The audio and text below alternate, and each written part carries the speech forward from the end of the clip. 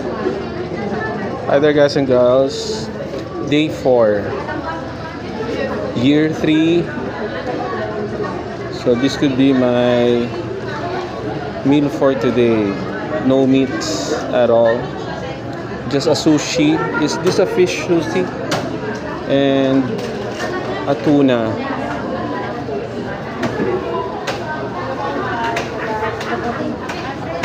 And lots of rice.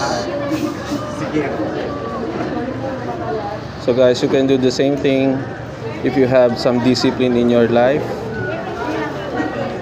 Think about our dear God, for he died on the cross, so we shouldn't eat meat.